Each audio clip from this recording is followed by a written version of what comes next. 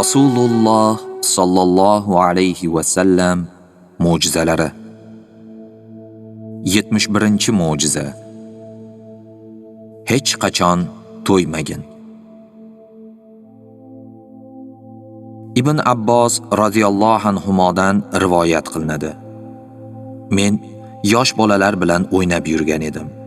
To'satdan Rasululloh sallallohu alayhi va sallam kelib qoldilar. Men u kishidan berkindim. U zot mening oldimga kelib, bir-ikki shapaloq urganday bo'ldilar va o'z zaruratlari sababli meni Muoviyani chaqirib kelishga jo'natdilar. Men Muoviyaning huzuriga borganimda u ovqat yeyotgan edi. Men borib keldim, ovqatlanayotgan ekan dedim. Ikkinchi marta jo'natdilar. Muoviya hali ham ovqat yeyotgan ekan. Kelib, bordim, ovqatlanayotgan ekan dedim. Rasululloh sallallohu alayhi va sallam uning Muoviyaning qornini Alloh hech qachon to'yg'izmasin dedilar. Shundan so'ng u hech qachon to'ymadi.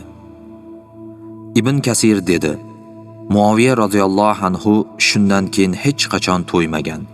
Rasululloh sallallohu alayhi va sallamning bu duolari ayniqsa Muoviyaning amirlik vaqtiga muvofiq keladi. Aytishlaricha, Muoviya radhiyallohu anhu bir kunda 7 martagacha go'shtli taom yesa ham Allohga qasam to'ymadim der ekan. Bu ish Rasululloh sallallohu alayhi va sallamning duolari mustajobligiga binoan va Alloh taolodan sinov uchun faqat Muoviyaga xosdir.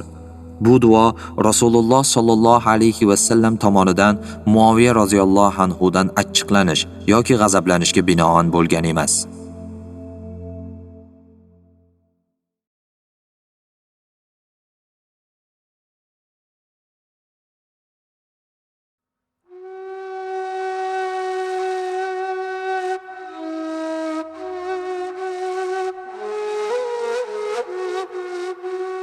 Rasululloh sallallohu alayhi va sallam mo'jizalari. 72-mo'jiza.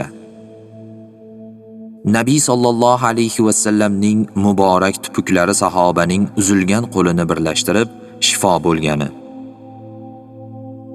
Hubayb ibn Asof roziyallohu anhu dan rivoyat qilinadi. Rasululloh sallallohu alayhi va sallamning bir g'azotlarida qavmimdan bo'lgan bir kishi bilan u zotning huzurlariga bordik. Biz siz bilan birga g'azotda ishtirok etishni xohlaymiz dedik. Rasululloh sallallohu alayhi va sallam islomni qabul qilganmisizlar deb so'radilar. Biz yo'q deb javob berdik. Rasululloh sallallohu alayhi va sallam mushriklarga qarshi mushriklardan yordam so'ramayman dedilar. Shundan keyin biz islomni qabul qildik va Rasululloh sallallohu alayhi va sallam bilan o'sha g'azotda qatnashdik. Orqamdan qilich zarbasi yetib, meni yarador qildi va natijada qo'lim osilib qoldi. Rasululloh sallallohu alayhi va sallamning oldilariga bordim. Qilich kesgan qo'limni tupuklab yopishtirib qo'ydilar. Qo'limning qilich kesgan joyi darhol bir-biriga birikib, tuzalib ketdi. Meni qilich bilan urgan kishini o'ldirdim. Meni yarador qilgan va men o'zim o'ldirgan o'sha kishining qiziga keyinchalik uylandim. Gohida u senga bu qilichni taqqan kishini yo'q etolmadim der edi. Men esa otangni do'zaxga shoshiltirgan kishini yo'q etolmading deb javob berardim.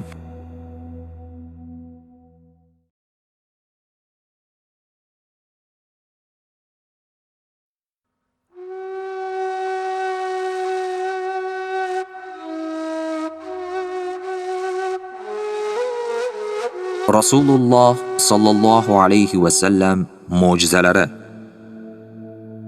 73-mo'jiza. Payg'ambar sallallohu alayhi va sallam duolari sababli Ibn Abbos roziyallohu anhu ummatning eng donosiga aylandi. Ibn Abbos roziyallohu anhu rivoyat qiladi. Rasululloh sallallohu alayhi va sallam hojatga kirdilar. U zotning tahorat qilishlari uchun suv keltirildi. Rasululloh sallallohu alayhi va sallam buni kim qildi deb so'radilar. Sahobalar Ibn Abbos deb javob berdilar. Rasululloh sallallohu alayhi va sallam Allohim uni dinda faqih qilgin deb duo qildilar. Ibn Abbos roziyallohu anhu rivoyat qiladi. Rasululloh sollallohu alayhi va sallam qo'llarini yelkamga qo'yib, "Allohim, uni dinda faqih qilgin va unga Qur'onni ta'vilini bildirgin" dedilar. Alloh taolo Rasuli Muhammad sallallohu alayhi va sallam amakilarining o'g'li Abdulloh ibn Abbos haqqiga qilgan duolarini ijobat qildi.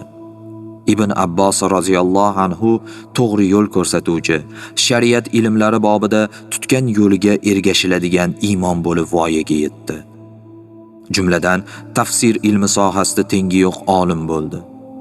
Ibn Abbos roziyallohu anhu sahobalar tarafidan kelgan ilmlar intihosi bo'lib, amakisining o'g'li payg'ambar sollallohu alayhi va sallamning so'zlarini o'zida mujassam etgan edi.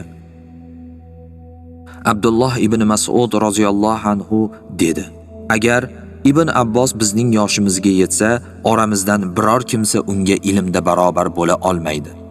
Ibn Abbos Qur'onni tafsir qiluvchilarning eng yaxshisidir." Haqiqatdan ham Ibn Abbos Abdulloh ibn Mas'uddan 30 yillardan keyin vafot etdi.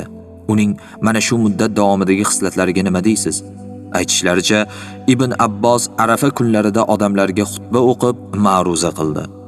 Ularga Baqara surasini tafsir qilib berdi. Ibn Abbos bu surani shunday tafsir etdiki, agar rumliklar, turklar va daylamliklar eshitganida albatta islomni qabul qilar edi. Alloh taolo undan rozi bo'lsin va uni ham o'zidan rozi qilsin.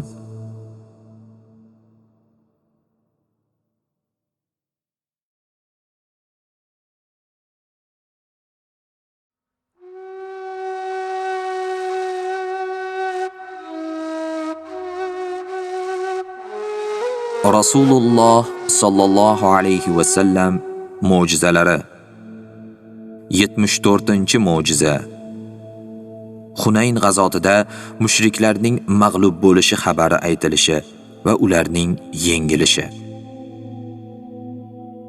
Abbos ibn Abdul Muttalib roziyallohu anhu rivoyat qiladi. Rasululloh sallallohu alayhi va sallam bilan Hunayn g'azotida ishtirok etdim.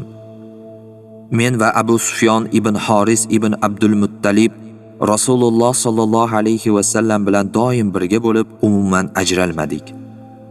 Rasululloh sallallohu alayhi va sallam o'z hajrlari ustida edilar. Musulmonlar bilan mushriklar bir-birlariga yuzlanganlarida musulmonlar yengilib, chekina boshladilar. Rasululloh sallallohu alayhi va sallam hajrlarni kofirlar tomon tezlata boshladilar. Men u zot sallallohu alayhi va sallamning hajrlari tezlashib ketmasligi uchun yuganidan, Abu Sufyon esa uzangisidan ushlab olgan edi. Rasululloh sallallohu alayhi va sallam: "Ey Abbos, ashabi Sumrani chaqirgin" deb buyurdilar. Abbos roziyallohu anhu ovozi baland kishi edi. U bunday dedi: "Ovozim boricha ashabi Sumra qayerda qoldi?" deb baqirdi. Allohga qasamki, ovozim ularni eshitgan vaqtlarda sigir bolalariga burilib qaraganidek ortga burdi. Ashabi Sumra: "Ey labbay senga labbay" deya maydonga tushib, kofirlar bilan urushib ketdilar. Ansorlarni chaqirganda: "Ey ansoriylar jamoati, ey ansoriylar jamoati" deb xitobni Bani Haris ibn Hazrajda qisqa qildim. Rasululloh sallallohu alayhi va sallam hajrning ustidan bo'yinlarini cho'zib, ularning jang qilishiga qarab turdilar. Keyin bu jangning eng qizg'in vaqti deya bir siqim mayda toshchalardan olib kofirlar tomon uloqtirdilar va ularga: "Muhammadning Robbiga qasam, yengildilaring" deb xitob qildilar. Borib jang maydoniga qaradim. Urush o'ylaganimdek holatda edi. Allohga qasamki, bu jangda musulmonlar g'alabasiga sabab Rasululloh sallallohu alayhi va sallamning kofirlarga bir siqim tosh otganlari bo'ldi xolos. Kofirlarning topgan zararlarini tomosha qilishda davom etdim. Ular orqa o'girib qochishar edi.